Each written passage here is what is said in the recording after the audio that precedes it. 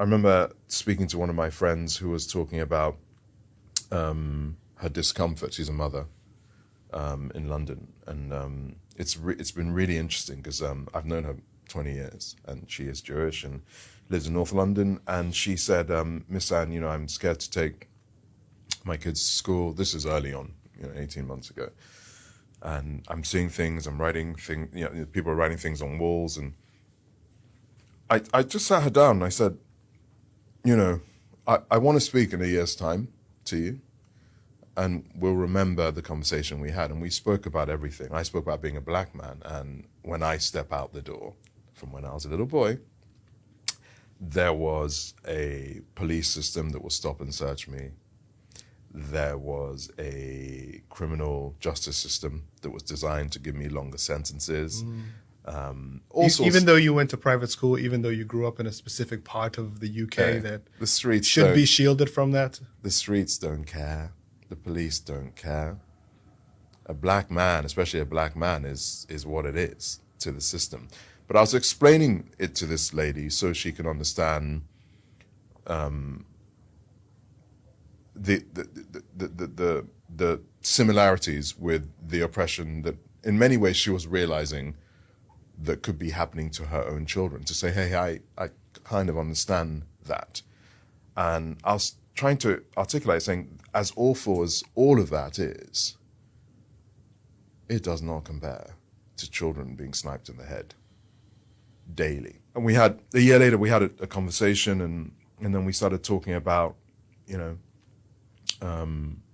root to so much of the violence that, both Jewish people, Arab people have to endure, really. And she said to me something interesting. She goes, Hamas keeps being brought up, but no one had ever told me to ask, how does something become Hamas, right? And then she said, in your country, Nigeria, you have Boko Haram. How does that happen? And she went on a journey where she started reading about the cycle of violence. And of course, if you kill generations of any groups of people, they will resist. There's an African, I don't know if it's a Nigerian saying, and it goes something like this: if the children of the village are not shown love, they will burn it down to feel warmth.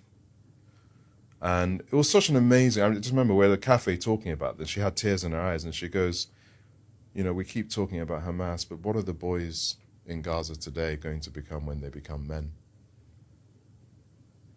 How are they going to see the whole world when they become able-bodied men, the ones that have limbs left? And she's right. What we're doing now is creating a world that will be less at peace than any of us could ever imagine.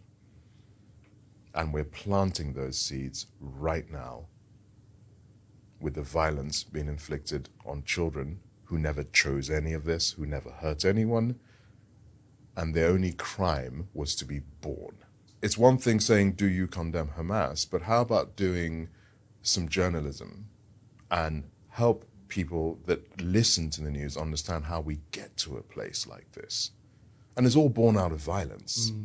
So maybe we get people in rooms and they do talking instead of killing. And we can begin to figure out a way to have a future of shared and equal humanity, a future where everyone can travel, where everyone can drive down the same roads, get the same health care, and figure that out. But that's impossible when there's this kind of violence happening, especially to the most celestial. The closest thing, in my opinion, to God are children. The closest thing.